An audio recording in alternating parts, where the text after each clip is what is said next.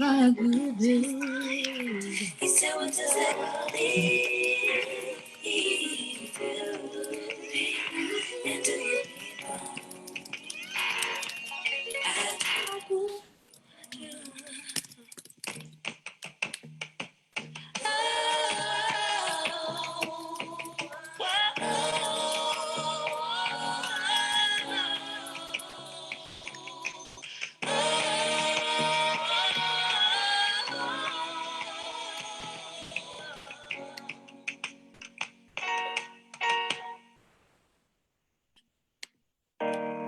But sometimes you ask yourself, where's the peace? Everybody always talking about peace, but as long as you find peace in what you're doing, then you're successful. And that's what people don't realize. So you got to do stuff to where you can go to sleep at night, because the glory is in you. I mean, we could consider this like a Solange listening party and just listen to the whole album, but I don't know if that's what y'all are here for. Sadie is in the room with us too. Sadie, you want to turn your camera on so you can be a part of the discussion in our space? Yes. Hey, Sadie. Sadie is the curator, co-curator of the August Wilson Center. Sadie is a DJ, a sound artist, a visual artist. Sadie is brilliant and a talent, and we're so lucky to be able to share space and community with her today. So I always want to give, look, y'all see that red? Look. Hi. I always want to give you a chance to put yourself in this space, Sadie. Welcome. How you doing tonight? Good. How are you? Doing good. You want to say anything about what we're doing, about this talk tonight, about how much you love all of us? Well, I'll just say that this series has been really just amazing to share space with everyone and have an opportunity to do it virtually, since we all haven't been able to see each other, but to be within an extended conversation by splitting it up over each week. And I'm really just thankful, Jess, for you taking the initiative to put this together for your exhibition, and for everyone that has been a part of this. Has been really brilliant, and I'm excited to hear, from everyone today. So thanks for having me sit in the room with you. We were talking before we started the talk about how we could have all had a Ruby Roo lip on tonight, and then here you come, just like already ready to go, like you knew. We didn't talk about it ahead of time. No. Unless we messed up.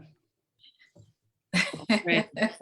It's not too late. It's not too late. Well, thank you, Sadie. I really appreciate you just in the space and for the opportunity. So thanks, sis. Love you. Thank you. Love you. Of course. All right, let's get into it. Y'all, thank you for being here today. I'm Jessica Moss, and I'm so excited to share space with you on this Friday at 5:08. Let's see, without sounding too dramatic, but also rooted in reality, I'll say that we're under siege. Our lives are at risk, and we either know this or we face extinction. Black space is Black power. The Black Box Test is an exhibition that's currently on view at the August Wilson Center that invites only people who identify as Black, African American, African, Caribbean, Afro-Latinx, or of the African diaspora to enter, engage, and explore the space. Today, I'm very grateful to be joined by Emma Osor and Celeste C. Smith, and hopefully Danny Dunson in a bit. Of course, we are expansive, and our names are generally followed by many accolades and titles. And what I plan to do is share a little bit about you, and then share your bios in the chat and give you an opportunity in your own words to introduce yourself and the type of work you do to our group today. So I will start with Emma. Emma, quote, builds radical communities that make a more creative and just world. a Pretty Girl County native, PG County native, hey, who currently calls Brooklyn home. When I think of growth and development as it comes to Emma, I of course think of her work as the co-founder of Black Space, a national collective of planners, architects, artists, designers, and urbanists that utilize cross-disciplinary design to impact social and spatial change in Black neighborhoods. Quote, we demand a presence and future where Black people, Black spaces, and Black culture matter and thrive, end quote. Black Space is dedicated to the growth of individuals. I see artists, architects, urbanists, et cetera, as well as the development of our communities. Much of this work involves the best practices across disciplines that support the creation, preservation, and protection of Black culture in the built environment. Emma, I just want to acknowledge and uplift the very important work that you are doing of deeply listening, synthesizing data, and then working collaboratively, and collectively to envision solutions and then further disseminate our learnings. I think about the Black Space Manifesto, which has informed so much of my work, to Radical Mapping Project in partnership with the Laundromat Project and Ebony Noel Golden, to your work with the Heritage Conservation Playbook, redesigning farms, shepherding Black heritage museums, basically doing the work that allows Black people to imagine and dream the kind of infrastructure they want in their own neighborhood. Emma, I so respect your commitment to ethical practices that honor our communities, employ techniques like street namings, like homecomings that celebrate the return of previous residents, like neighborhood community festivals that allow visitors to not only have an opportunity to participate in the traditional museum archival practices that are rooted in Western Eurocentric standards, but also allow us to touch and engage with our own work, our own people, and our own objects. As Black Space co-founder Kenyatta McLean said during a Dear Culture podcast, quote, we need more references that are centering us. Emma, I'm so happy you're here today. Thank you for joining us. Yes, thank you for having me. We're always looking for ways to kind of talk about our work because it feels so expansive, but it feels good to be seen by you and by the August Wilson Center. You get it. And it feels really good to be home here. Do you want me to share a little bit about myself in my own words? Yeah. So for me, I've always been a creative. At first I was like, I'm not an artist, but I got an artist eye, and so I found my way into kind of ways to think creatively around how we make the places that we want to live in from a very early age. And I went to school, to college for urban planning, which really helped me understand people, systems, architecture, art, urban planning, and how they all kind of combine to, make the sidewalks where they are, make zoning changes in our community. And that really opened my eyes to how much it was important to be intersectional. And so it feels like a real privilege to, after working in many sectors, to work for Black Space, which is like, me and Kenyatta call it our baby, which is now probably a toddler, maybe. We think about it as that, but to really bring solutions from many different fields together, rooted in the Black experience, the Black diasporic experience, rooted in imagination and arts and cultural production at the neighborhood layer, and to really help shift our fields. They're very rooted and uphold white supremacy. And while we don't center that in most of our work or in our day-to-day, we really know that we can, as an organization, articulate the value of Black spaces and use those as tools and fuel to create the spaces that we want to see going into the future. We always talk about Alicia Wormsley, who's a brilliant artist. Black people exist in the future, and we're part of the stewardship of making sure that we have safe, nurturing, fulfilling, beautiful spaces to exist in. And so it's a real privilege to be kind of birthing this organization, but really continuing a legacy of a lot of Black placemakers, culture workers at the neighborhood level for a very long time. We've always been doing this work. And so we feel really blessed to be able to continue in the legacy. Emma, you better uplift Alicia Wormsley in this space. You know, that's our, that is a Sister Celeste, Sister Jessica, Sister Alicia, Sister Emma. We are family. And I just appreciate you making sure that she is present and uplifted in this space. Let's see, Celeste, thank you for being here today. Celeste, you give a voice to those that have been continuously silenced.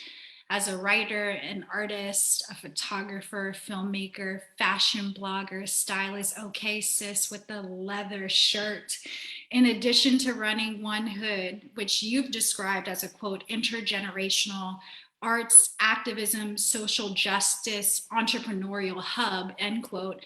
One Hood utilizes hip hop to raise awareness about issues impacting oppressed people around the world. Celeste, you're also a caregiver to the community, a mother and a partner. You're the manager of the award-winning artist activist Jasiri X, who was named a USA Fellow in 2015. In terms of development, of course, I think about your role as the senior program officer at the Pittsburgh Foundation, where you have initiatives that support individual artists, collectives, Black-led organizations that are often disregarded across the sector. You're also the founder of the Nefertiti Alliance, an organization that's dedicated to raising awareness around the importance of self-care and protecting cultural capital of Black women in the arts. Quote, mentoring young women, that's a part of not only my work with the Pittsburgh Foundation, but also my life's mission to share what I know, end quote. Celeste, you are always present. You make yourself accessible and you excel at the art of meeting people where they are. You are the most forward-thinking truth teller and have no fear in speaking truth to power. Your commitment to the advancement of Black people and Black artists is unmatched and is evident by your work across industries, disciplines, and philanthropy, across the nonprofit sector, and you operate both in ivory towers and in these streets. Sister Celeste, it's always an honor to have an opportunity to learn from you. And I just want to thank you with all my heart for being here today. Thanks, Celeste. I'm like, can you send me that so I can use it as a bio? Because I'm like, yo, it's like, who is she talking about? But thank you, Jessica. Thank you, the August Wilson Center, for hosting us. I am so honored to be on this panel. I got to shout out Sadie. We go back in a different way. We haven't had a chance to connect while she's been here in Pittsburgh, but I do admire your work, sis, and I'm grateful for you creating a space to allow so many people to come in to share our voices. When you talk about, you know, the work that I did, it's so funny because when I'm listening to Emma, I'm like, yo, she's dope. And I'm like, I'm on the right panel. My work is to help, and I have always approached my work as a helper, trying to disrupt status quo. I believe in Black families. I believe in Black love. I believe in Black liberation through art, education, and activism. But like the only way we achieve any of this is through our collective unity. And I know we will do it. We are doing it. And this program is a manifestation of that. We collectively can come together. I'm excited to hear and learn from everyone. So again, thank you for this. I receive it, and I'm literally speechless from that intro. Thank you. You know, I think, what is it, Celeste? Our birthdays are like a day apart from each other, like a couple of days. We just be crying in meetings. We be too emotional. We Pisces. We just be out. That's a whole mess. I'm about to cry right now. Like. Thank you, Celeste. Thank you, Emma. And lastly, the legend.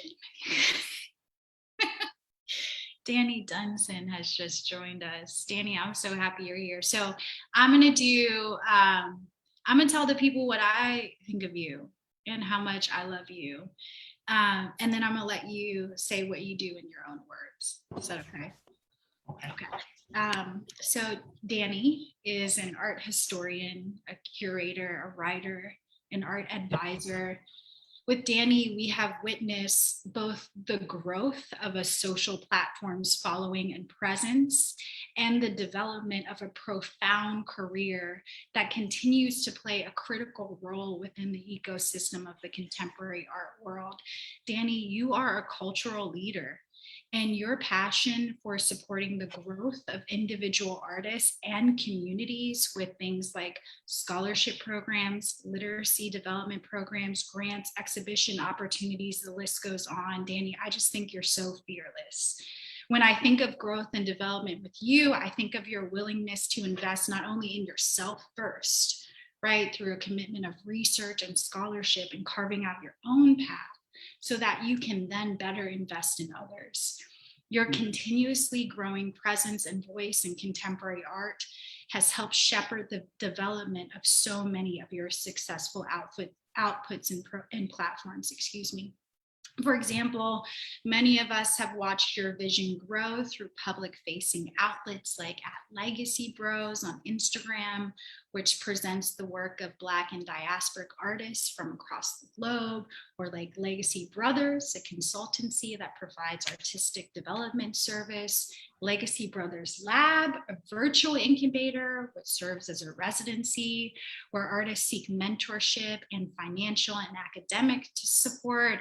Additionally, as the new Director of Curatorial Affairs at the DuSable Museum of African American History in Chicago, Illinois, you were recently named one of the, quote, 69 museum curators and arts leaders who took on notable appointments in 2021, while we were all just gaining weight and eating snacks. Your vision for your space, your field, and your people is one that feels both direct and expansive. Your practice of uplifting, making room, and building what you don't see is one that we should celebrate and honor.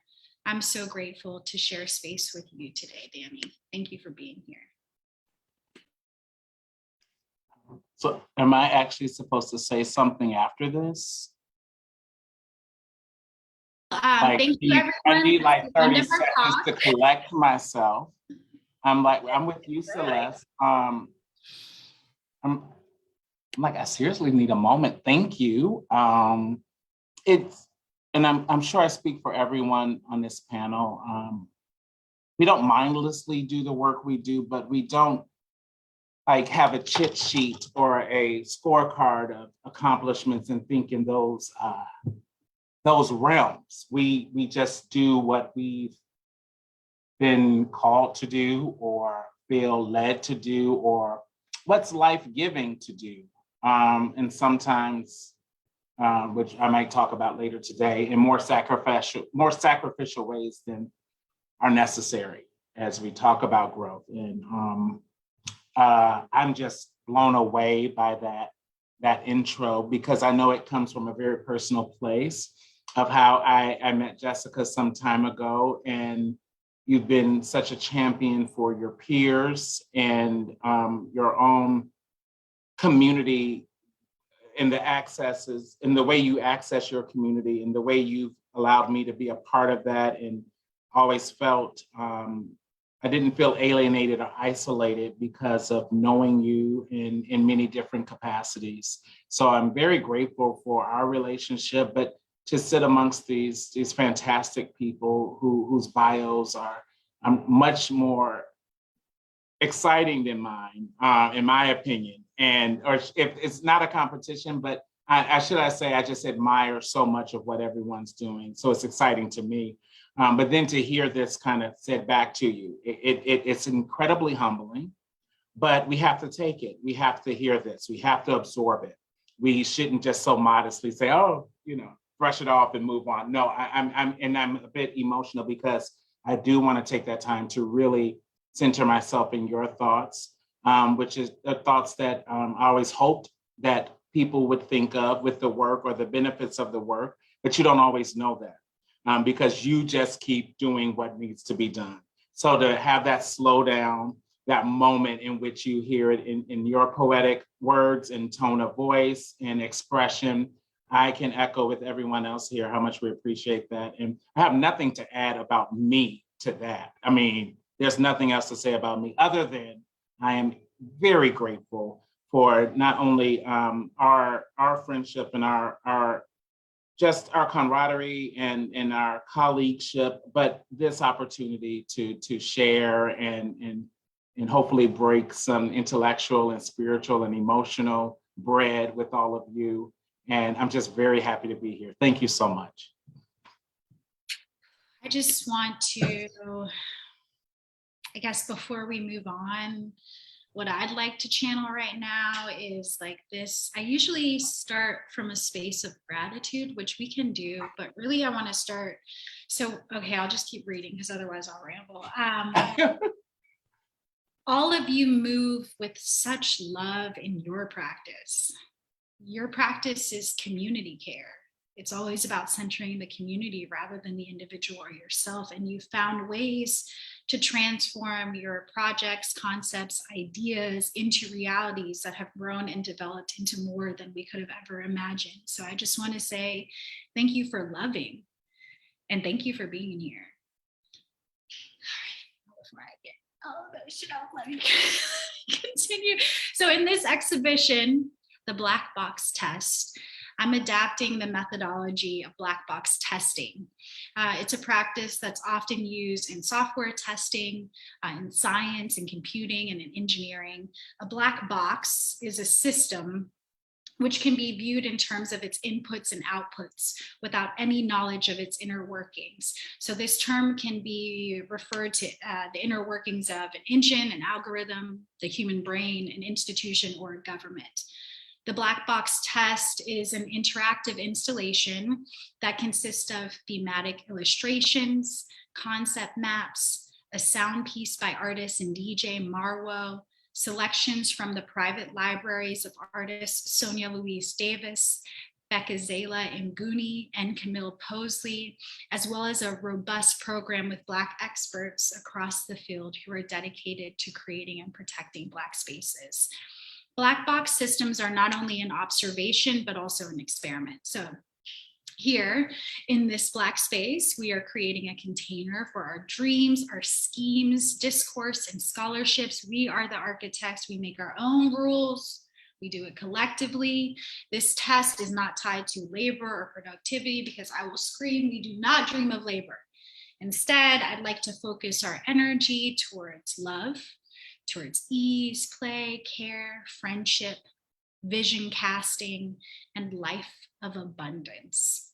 This is not a work or a space about assimilation, about upholding systemic oppressions or recreating traditional models of exploitation that are continuously proven ineffective, hinder our progress, and limit our expansiveness. So in this experiment today, as a part of our test, I'd like to try something new in our Black Zoom sphere.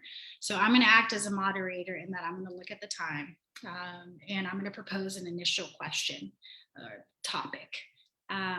But I'm really interested in creating a space for us that ignites a generative conversations without the hierarchy of a moderator and panelist.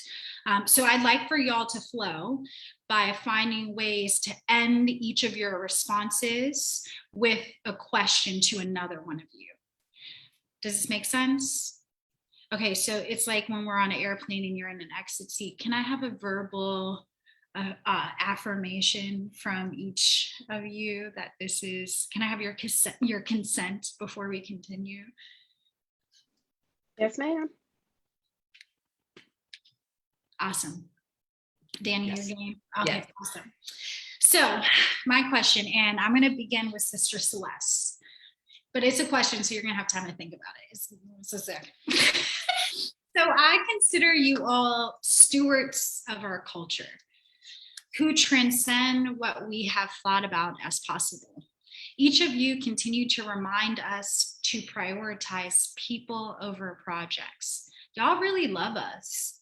And you show us that through specific gestures of community care, That could be reparations, reclamation, a redefinition, redesign, or repurposing. You all have authored tools, systems. You've built access and resources that didn't exist previously, that we all as a community needed and have benefited from. You all have experience developing or co-founding your own projects and initiatives that are meant to contribute to caring for our communities, both in the immediate and over time. So my question is really about reciprocity. As we prioritize care for our communities in our work, our careers, our projects, and our initiatives, as we grow and further develop in size and in scope, and as we continue to live in this global pandemic, in this space of trauma, of polarizing systems, how, Celeste, can we be intentional about incorporating and prioritizing sustainable practices of rest and care for ourselves as individuals in each of our different projects, places, and spaces? You know, I appreciate that question because I personally have struggled with that for eons. In 2022 was literally the first year that I entered without having a bunch of crap on my calendar. So when you talk about the intentionality piece of it, that is exactly the only way that we can do it. That is the only way we can prioritize it. And I think too, the people that we love, the people we care for, the people that we are around, we have to tell them as well that this is something that I am prioritizing for myself. We have to embrace no. And it's hard, especially when you're a helper and a giver.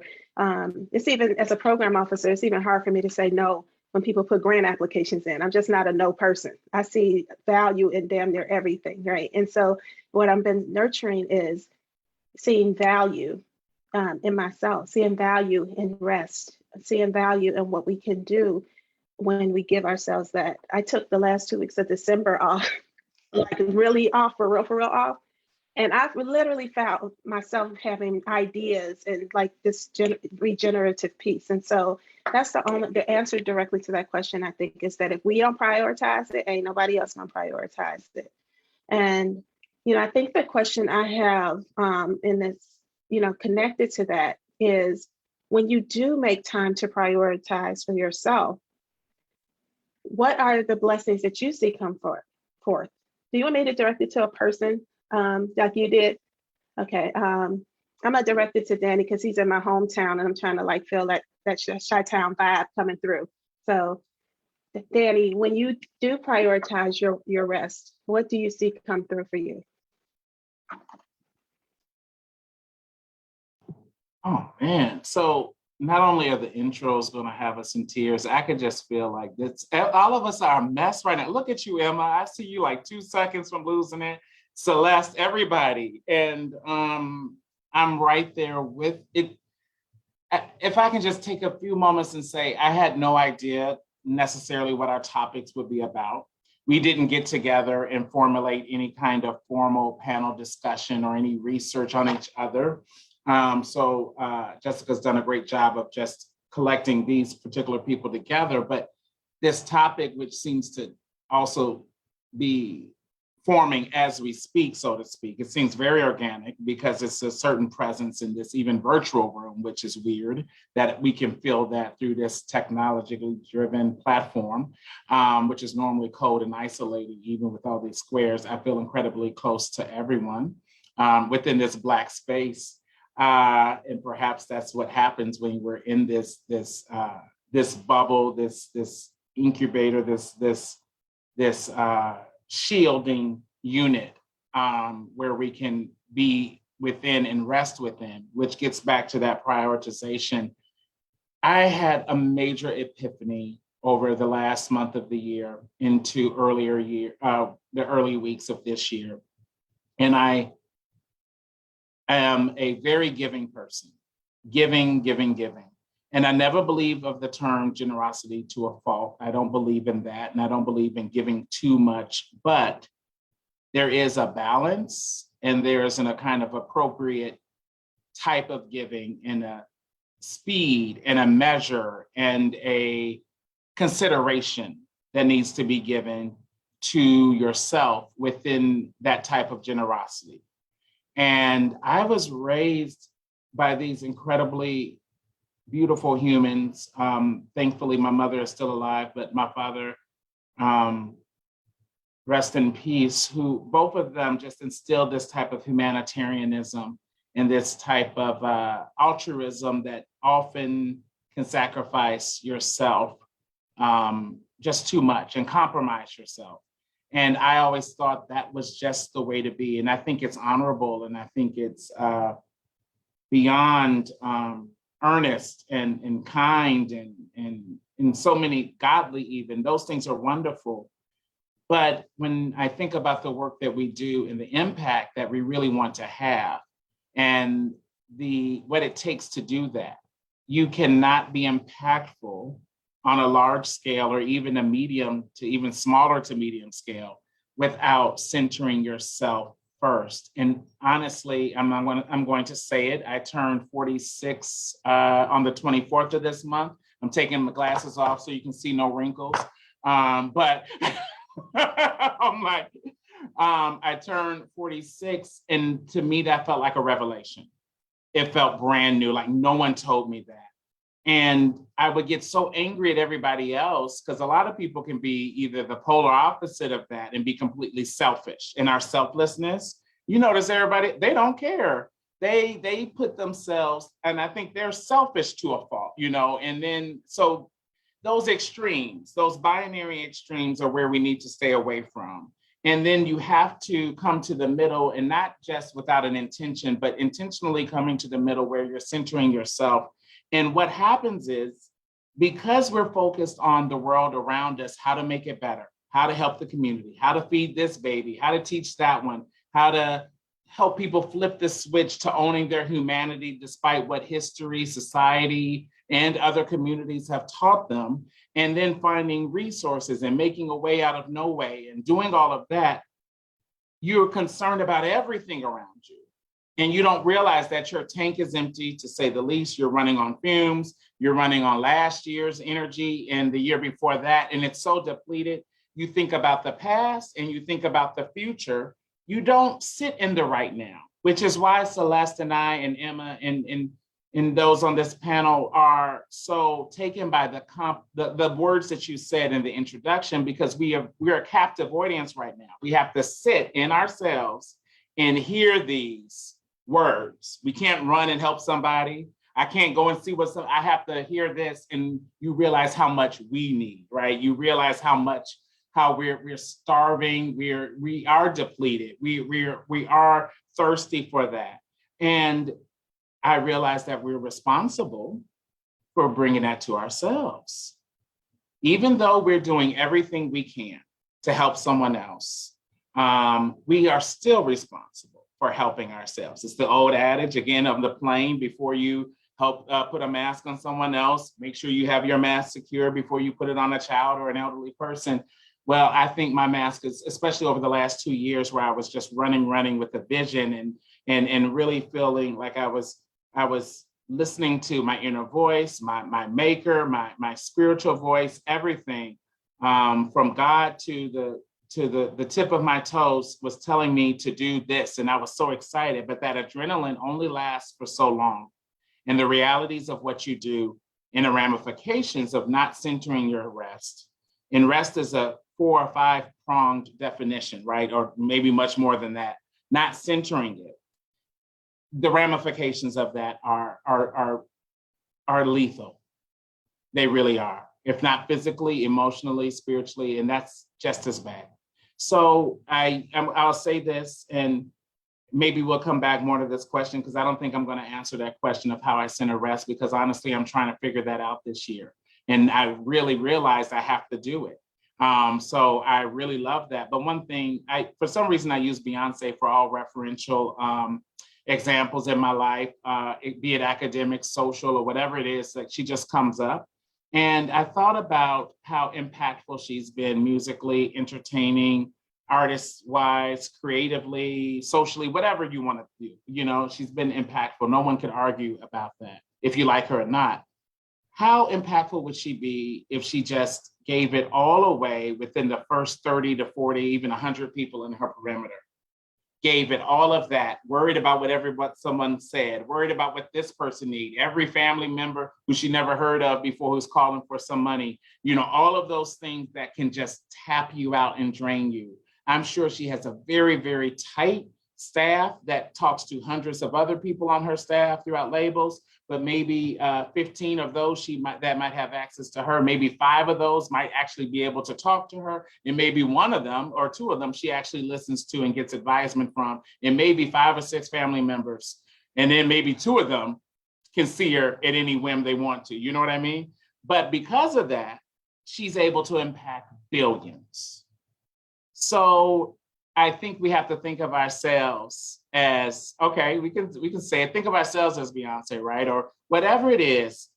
A friend of mine was saying we have to feed the genie. And the genie is that inner, I was thinking of like that creative or that academic or that intellectual voice, and it is all of that. But the genie also, which refers to genius, which is where that term comes from, that genius inside, but it also comes in just knowing who you are as a person, as a human, doing not a damn thing, sitting up in it, loving yourself and for you, and building up that definition more and more for yourself, not depending, because if you're doing it for a thank you, you're not going to get it. You're going to be so bitter. I've gone through the bitterness. I've gone through the resentment. I thought if I loved you hard, you would love me at least halfway. I gave you 100%. I thought you can give me 30. You gave me 5. And now I'm mad, but I didn't even ask for your 100. Oh, right. You're right. You didn't ask for it, but I gave it. They don't care, and they will zap you out. And this goes for artists, people, boyfriends, girlfriends, teachers, preachers, mothers, fathers. It doesn't matter. They don't care, because some people have access to a space of selfishness in their self-care, selfishness. So I'm going to end it and say, when we're being selfless and when we are accessing all of those things that help us to do the work we're doing, I want us to continue to center ourselves and find out what it is. That's what my year is about. And I'm trying to figure out those things. A nap isn't enough. Taking a weekend or even 2 weeks, Celeste, I hear you. I did it and I still was tired, you know, because it's a realignment here that is going to re-energize yourself. And it's going back to the spot, I think, of your humanity before anyone said any lie to you about something negative you were. And before you, when you can be in that authenticity, usually within the naiveness and the innocence of a child, if you can access that great feeling and remember what it is, it's not a past or fleeting thing, it's just the truth that's been hidden under a lot of experience, a lot of trauma, and a lot of other people's lens that they projected on you. So I think the first thing to do, and maybe I am answering that question, is get to that authentic self and just love on it as hard as you do everybody else, twice as much.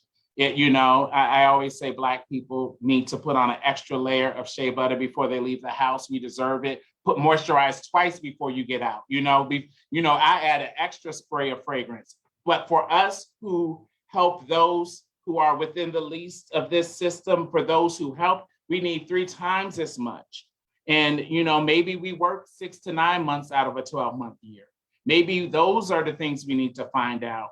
And, and then within those months we're working, we're regulating that type of care for ourselves, and also how much we are expending of ourselves to other people. And I bet you, I have this strong feeling, just like Beyonce, we'll be able to impact so much more, and we'll be private. We'll keep our business to ourselves until we want to share it. And it might be a platinum record when we put it out there, who knows, but it's that type of thing, you don't have access to that. You get the work and that's it. So I think we have to be very mindful of it. My time is up.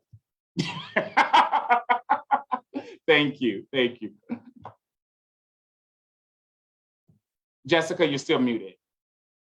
I know, because I'm not supposed to be in the conversation. It's like what I said last week. It's like, I'm having with Max and like homeschooling and like trying to teach lessons. And Danny, you didn't follow the curriculum. You did not follow the syllabus. You're supposed to ask a question. It's supposed to be genitive. No, I'm just. We make our own. I thought I did as I am going to be mindful, and I'm taking all compliments, and I'm not playing the modesty card. I know we've all done it.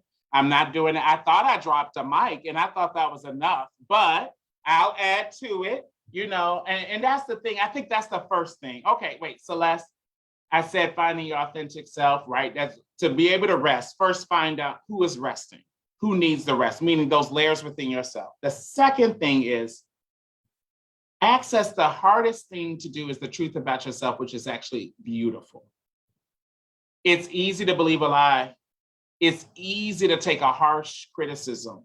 Oh, I'm a failure. Oh, you're right. I'm not good. It's easy to hold on to, but that wonderful stuff, when we all got emotional, when we heard all those things, own it, and take it. I'm not asking for arrogance or egotism or narcissism. That's not what it is, but we are actually the opposite of that. So finding balance and finding that center by centering yourself is about balance. And I think the rest of your restorative and rest work will come from there. So Emma, I believe I did pick it up, the mic up. I picked up, because y'all didn't hear me loud enough the first time. I have one more note for you. Emma, we'll now pass it to you. And I believe the original question went something like, how do you go about implementing restorative rest? I think we can expand it to even self-care, but I feel self-care sounds so basic, right? It's used ad nauseum. We're beyond just that status quo phase. How do you love yourself more? That's what I'm gonna, can I remix the question before I pass it, since y'all called me out? How do you practice loving you before you love others, so that they can be loved with the best quality of you, and you can have that love for yourself that's independent from what someone else thinks of you? That's my statement for you. Woo, I feel exposed. Oh gosh. So I guess, on the original question, and I'll try to merge it into your question, Danny. One of the things that actually, like, where I am right now is in Mexico City. Maybe I'll start there. We implemented at Black Space 30 contiguous days of rest as a part of our operational policies, basically. I think somewhere in my bio, it says like building love into operations or something of the sort. And without sounding robotic about it, I think that, which I have been accused of being kind of a robot, but like, without trying to sound like that, it is important to like essentially put your resources where your values are. And as a Black-led organization, a Black femme-led organization, and as an organization that has like a co-director model, which we're really lucky to have, we were able to implement a policy like that, where I'm paid for a month to basically, I dived in Mexico, I ate food, I did art, and that the space of running our organization was held by our co-director, and that she'll take hers in April and I'll hold the space for her. And so that kind of loving policy that we have to implement rest, we work 30 hours a week, which we're trying to get to make that can full-time be 30 hours? And can we put that in our budget and convince our board that that is a good use of time and capacity? All of that is a lot of work, but we think is worth it, especially, with folks, the pandemic has us, everybody rethinking work. There's a lot of talk about rest and self-care in the ether. And so we are trying to lead organizationally with things like that.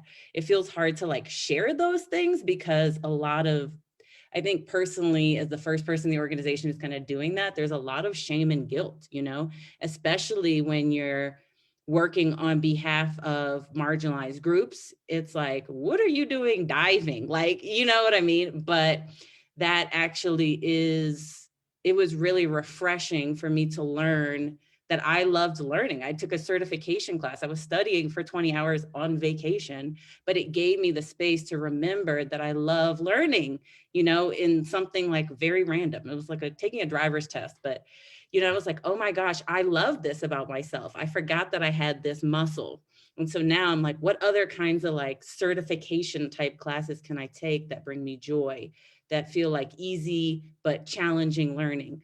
doing my own artwork and making space for that in the evenings has been really loving on myself. I feel like I can speak in my most human and true voice, and nobody else has to see it, or I don't have to share it if I don't want to, or I can share it and see what comes of that. So exploring there. I think also being in a warm climate and like having my arms out in the winter and having my legs out in the winter makes me feel free, and I can love on myself in that way, just being in my body. And so I think there are a lot of things that I learned, but also it's like, this is my first week back working remotely. And so I'm like quickly reverting back to like, I literally have like tacos at my desk. I'm like eating lunch at my desk again. And I'm like, you know, what am I doing? And how can I slowly bring pieces of what I've learned about myself in this month and practice, even like while I'm here, slowly bringing those things back in. Even though, you know, work this week was not like super stressful, but I'm still doing the lunch at the desk thing. So what does that mean? What can I take away? How can I like rethink some of those practices? How can I incorporate some of that rest into the day-to-day? How do I give myself permission to take a break? Like all of those things are very challenging. And this is week one. So it's like, this is the week I could have been very good. And I was like, no, I'm like reverting right back to those things. And so just, I think noticing those has been really important this week, and, you know, slowly giving myself grace and trying to make changes, I think will be helpful. And I probably won't be perfect, but just that month off allowed you to rest, to rest, to learn, to get some new practices and habits going, and to just notice myself and my body and my thoughts. And then now is kind of the process of, okay, can I put that learning into practice, you know, in my life's work, that is the work of Black space and design and imagination and caring for communities. So TBD is the answer on how I'm going to continue loving myself moving forward. But I think even articulating it here and like hearing it out loud to myself is really helpful, because those are not hard things to continue to implement in my my day-to-day, learning things, making artwork, being in my body. So I'm excited. And I guess a question I have for you, Celeste, kind of similarly, is like you said that you rested for 2 weeks and you had like some things come up for you. And I guess to make it a little bit provocative, I don't know, what was like the wildest idea that you had, or the wildest kind of knowing or learning that you had during that time? You know, like, it was more of an affirmation, I think, too. For me, you know, co-founding One Hood, I don't run it right now. You know, I do some work with it and I'm board chair, but it was a lot. As you know, when you give birth to something, you forever that child's mama, right? That's that stuff don't ever go away, right? And, you know, I think about like my support for artists is spanning almost 20 plus years, right? And always like kind of moving in that space, but as Jessica said, I'm an artist in my own right. And so to me, that I think was what was amplified in that time. And I was like, word, like I should be like talking about my own, you know, sharing my own words, right? So because I'm married to an artist, and, you know, a lot of times when stuff comes in, I used to be like, hey, why don't you go talk to him, babe? And so like I'm being very intentional in this time about sharing the things that I've learned, sharing the best practices. You know, whether I'm working in terms of supporting artists, I'm trying to listen to the field more intently, right? Because I don't have to do everything. And I think that's a lot of like how when you start your business, you don't have all of the help that you need, so you do fucking everything, right? And so like my thing is like, you know, how do I stop doing everything? Even in terms of working in philanthropy, again, you have, you know, you bring that mindset in. So that intentionality that Jessica spoke about when we first started this discussion has got to be what leads you. And so, you know, at that moment, I started thinking about how can I start to put my own shit out there? So I had a logo designed a year ago and didn't do anything with it because I was too tired. And every time I thought about doing what I wanted to do for myself, I put it down and put it back because I was too tired to do it. And I was like, okay, why are you too tired to do this? And again, being intentional about starting this year with no meetings on the books. All right. And I have to do these grants. Yeah, I do them. And I'll meet with the grantees that I have to, to advocate for their projects. But I don't have meetings on the books, which changed my life. Not taking meetings on Mondays and Fridays. And if I work in the morning, then the afternoon is research. If I work in the afternoon, then the morning is research, right? And so I'm able to do projects in philanthropy that I want to do with more vision because I allowed that space to come in, right? But again, just kind of, building my own platform and that was the biggest thing, like start to do for self. The question I have, I guess go back to Danny. I'm thinking about how you're at DuSable and it's new, right? Like the work is not terribly new, but it's all new. And so as we talk about prioritizing self-care, and thinking about how the rest of things like that, because it's also very new, how are you approaching it so that you can give yourself the ability to be innovative and creative, but still love on yourself?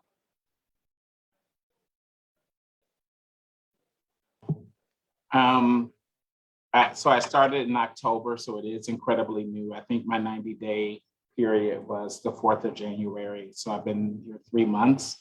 And it's my first time working in an institution, the oldest independent Black museum in the nation, probably in the world. Founded in 1961, Margaret Burroughs, a Black woman on the South Side, starting it in her living room, who cared for children and taught in school systems and was a teacher, an artist, all of these things. And I'm thinking about her, that legacy that always kind of called me here and wanted to be here. And I think about her often as I sit in these hallowed halls and in this marble jewel box and in this office of mine. And it's because there's a price to being poetic, right? Because all of a sudden it becomes heavy. You're thinking about it, the responsibility that you have been charged to do, or you've charged yourself to do, whatever it is, right? And there's a lot of moving parts with this position. I'm with curatorial and I'm also with community partnerships, and we have a tight, small staff. So that means I also fit in wherever I need to be to help and to assist. And I'm at my CEO's call, maybe perhaps too easily, the calls, the text messages that might come at midnight or 1 a.m. and I respond back, even though they didn't expect me to, until the next morning I'm up and so there's also this idea, if you want to do a good job, you want to prove to yourself, you want, there's a lot of people looking to see what you're going to do. So I'm trying to get through that. I think that's all very difficult. But what's helping with the challenge is the understanding of everything I just kind of mentioned in the last speaking, that's centering on the self and realizing you don't have to prove anything. You want to do great work, and you won't do great work wanting to prove your great work. You're going to do the opposite of that. And when I say proving, all those extending yourselves, coming in earlier than everyone, leaving later than everyone, and all those things, worrying about that grant, if you didn't take that time for yourself, I'm so glad you did that. I have things still in my inbox, tons of things. But also I will say this, I think to be strategic about things, the other side of this, of the temptations, procrastination, putting things off, just being unorganized. You have to be organized in the caring for you. Just like the way you organize your closet or you put a routine of grooming in the morning to get ready, you have to put in that kind of caring for yourself. You schedule it. You even if you don't feel like it. By the way, caring for yourself takes energy at times that you don't even feel like doing. Sometimes another doing the active thing of restorative work or caring or balancing yourself, sometimes that takes more energy than just, working on a grant, because that means you can avoid the heavy stuff. So trying to stay within that schedule, scheduling yourself first, and sticking to that. I think that's a big thing as I'm trying to balance my work, my life with my independent business of Legacy Brothers Lab and Legacy Brothers, as well as working with this amazing institution. So juggling the two just comes easier the better you take care of yourself. Oh my. What a time to be alive. I've got some nuggets out of this. Embracing the no. Celeste, this is something that I'm trying to work on every day. And it feels like painstaking to say no to things because there feels like such a scarcity. But Sister Alicia gave me some great advice. And it was that when you say no to folks, point to someone else who's a part of your tribe. And that has felt like such a weight lifted. And I appreciate that little nugget so much because in practice, it feels like a relief. So I'm grateful for that. Also seeing the value in rest. So as I know, we talked earlier, like yesterday, about restorative practices, right? And repairing so much of the damage that has been done. So I really appreciate you uplifting that. Danny, did you say altruism is not sacrificing yourself? Can I get that tattooed on my body? Like, I appreciate that. So that's what I heard. It might have been different, but maybe that's what I needed to hear. But tell me what you intended, but that I heard differently. Yes, wait, okay. I can't hear you.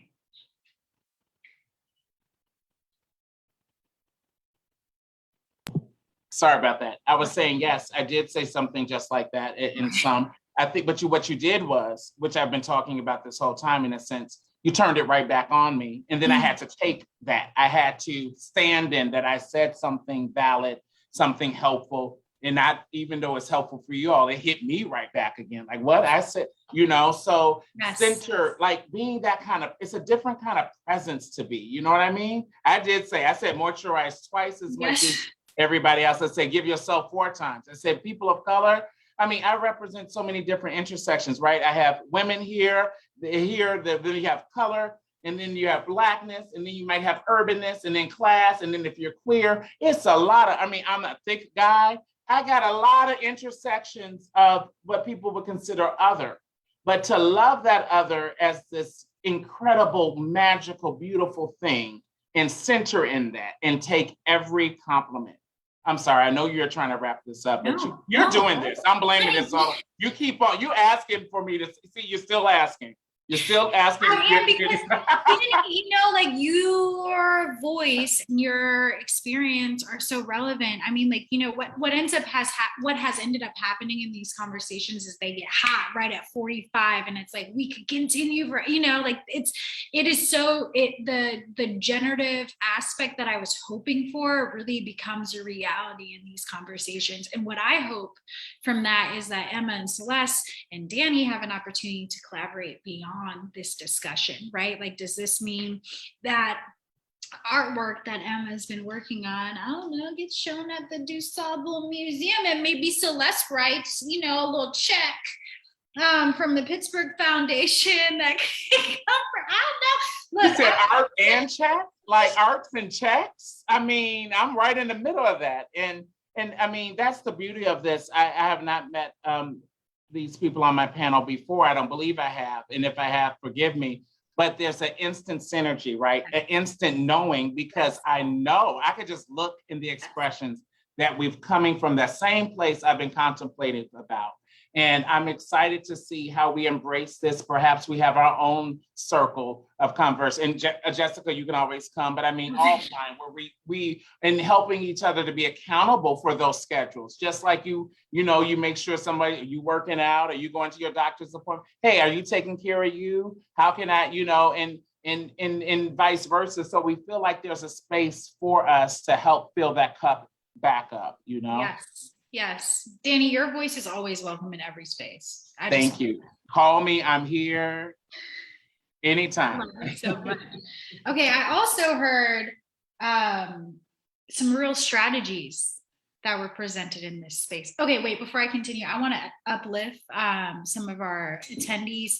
Becca Zela Mguni is here, who was a previous panelist, as well as Ricardo Iamuri Robinson. We are so happy that y'all are in the space, as well as Sister Alicia Wormsley. Thank y'all for being here in our space today. Okay, but I heard some strategies that I think are really real. 6 to 9 months out of the year. Let's think about that. 30-hour week schedule, that's a real thing. 1 month in a warm climate, right? Like these are real strategies that might help us think about how we can repair and restore, how that we can be really generative when we come back into the world. So I'm really grateful that y'all have shared those strategies with us today. Oh, there was another one, no meetings on Mondays and Fridays. Look, like Alicia Wormsley is one of the architects of the immediate reply message that really inspired me. That was like, look, my priorities are this. And if you can't get with this, then maybe you'll hear from me later. And that was so helpful for me in thinking about how I can navigate my time and yes, boundaries. Thank you, Sadie. It says Jessica, but it's Sadie. Boundaries and priorities. Yes, like I'm so grateful for this opportunity to think through strategy. So I just want to, this is the gratitude. Thank y'all for being, as Celeste would say, dope. Y'all the shit. I'm grateful that we could be here in this space together, that we could be a community in a Zoom world, which doesn't promote community, you know, that often feels so sterile and so cold. This felt so warm. It felt very much like a community on a computer. And so, okay, we're going to end. But before we do, I want to give y'all an opportunity to say how people can find you. And if you have anything that's coming up that you want people to come to, this is an opportunity to share it in the space. Sister Celeste, I'll start with you. I'll drop my information in the chat so people can find me. I actually don't think I have anything coming up because, like I said, I cleared the slate for January. So like I'm for real. This is the only thing I took because I love you. And, you know, if you ask me, I'm like, where we going, what we need to do, where we need to be at, where we going. So, but I'm returning the gratitude. I'm so grateful to have met Emma and Danny and to be connected with Sadie and you as always. But yeah, I'll drop my info in the chat, and I'm to your point, I'm very accessible. So anybody needs to get at me, please do. And I'm sending love to the people in the chat that are watching as well. Pass the mic to Emma. You're very accessible, except for on Mondays and Fridays, right, Celeste? Yeah, we've started a new series in Black Space called Free Space, where we're trying to push liberation theory inside like urban planning, space making, trying to get free, you know?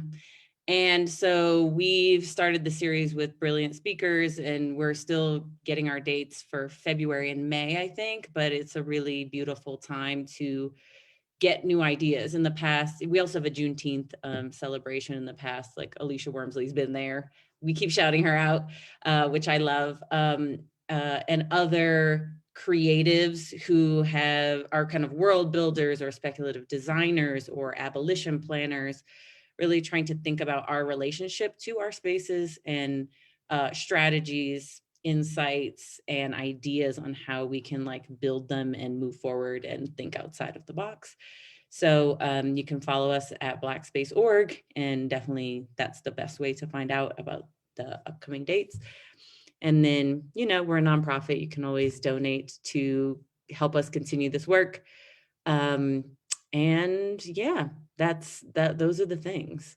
But I'm really excited to have been here and to have been fangirling you all's work. And so to be in conversation and hear the alignment from you all's voice has just been like so nourishing. And so it's filling up my cup. So which I did not expect, you know. I was like, oh, another a meeting on the calendar, but this has been so lovely. So really grateful to all of you for making this very Black space. So I'm going to do something radical and say I'm not doing anything. And I have a list of stuff.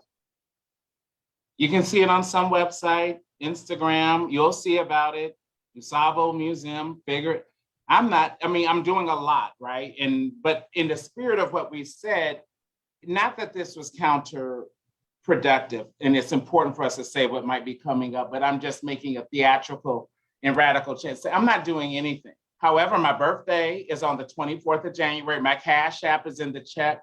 $Legacy, BROS. You can Cash App me. I take Venmo, Cash App, Zelle, whatever it may be. But no, I'm looking forward to doing some of those things about involving self first. So one thing I'm going to do, I'm not able to take a lot of days off right now because we're in the middle of a really huge exhibition. I'm going to send all that out, and perhaps we can send information to the channels of people who are watching this. And I have a lot of different things coming up, but I wanted to say, I want to take some time to have some longer weekends, applying moisturizer, spending too much money on me. Say that again, spending money on me, thinking of some grants for me. Like I need a grant, right? I need to, and really doing that and catching up on trash TV and books and whatever it might be that I want to do, drinking a whole lot of water, continuing to mind my business and apply a whole bunch of moisturizer. And also sleep. I got some naps lined up, some long 12-hour night sleeps. And I'm so excited about that. I'm organizing my closet. Okay, look, we can do this, right? But I'm saying, I'm trying to really take that time to center myself, center my rest, to learn myself. Sometimes, and I'm gonna hopefully end on this note, I remember someone asked me what my favorite food was or what my favorite candy was. And I had to ask my brother who was sitting near me. I said, what's my favorite candy? He said, well, you like such and such. And I said, oh, that's right. And you know what it is? I'm so occupied on everything. I didn't even know that once a week, I like to have my little candy. You see what I'm saying? So if anyone else goes through that, slow down and learn the little nuances about you, because no one can do what you do, Emma.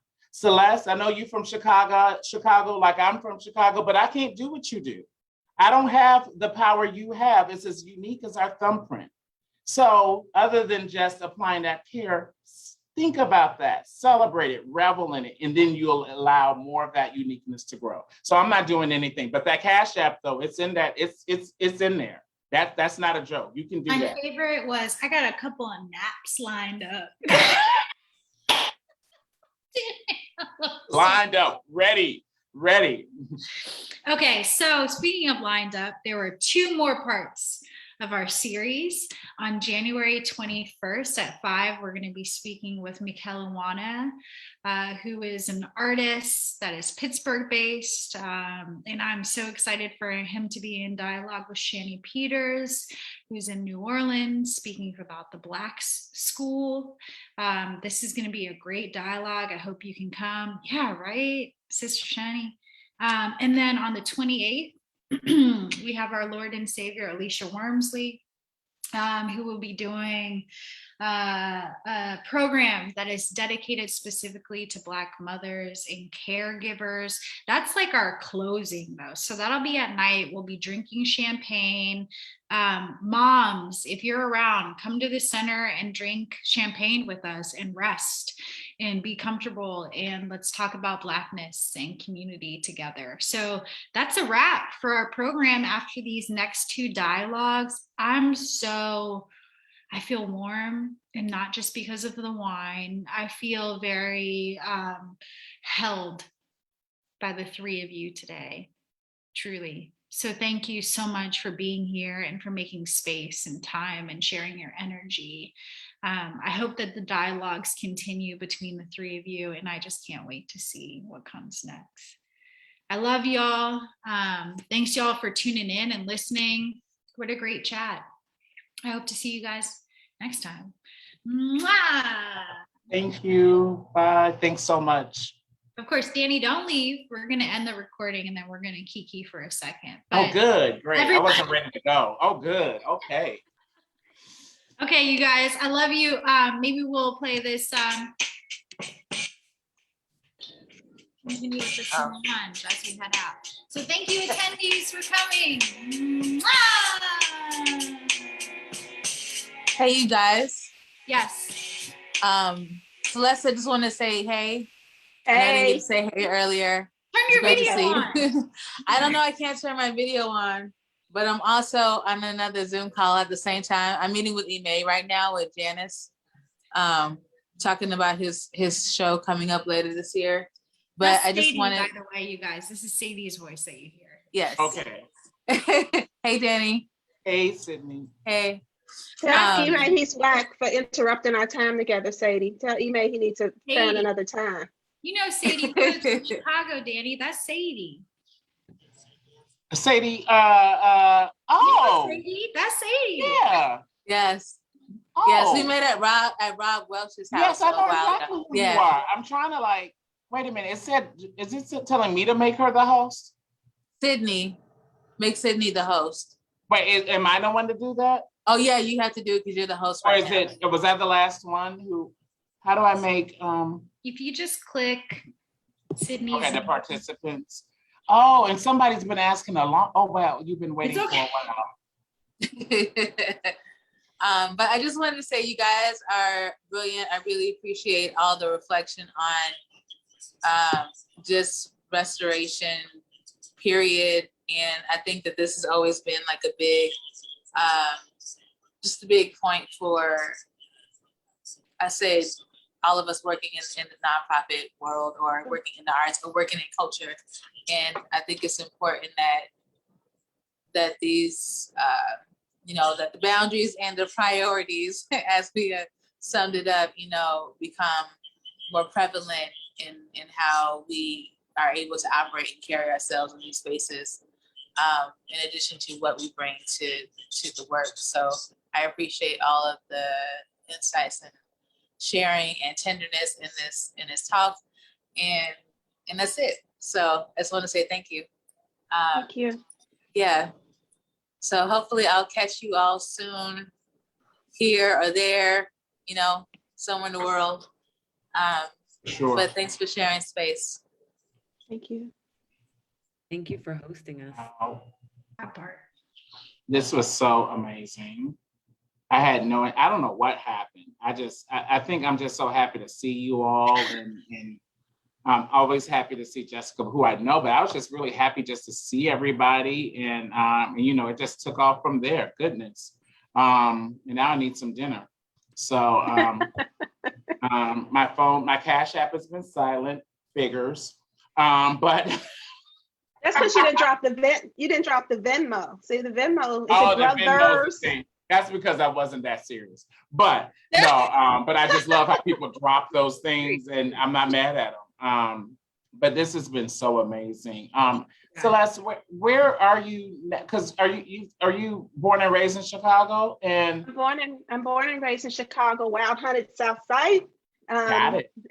But I currently am in Pittsburgh. Well, I'm originally from Gary, Indiana. Okay. GI. Yeah, that's I mean, right. that really ain't Chicago. I mean, it's where we go to get our gas. That's why I said I'm not. That's what I was saying. That's where I'm originally from. But I've lived in the city proper for about 22 years now. And I was in the That's city. how long I've been in Pittsburgh. Okay, yeah. But there's a 30-minute drive between the two, different from Pittsburgh and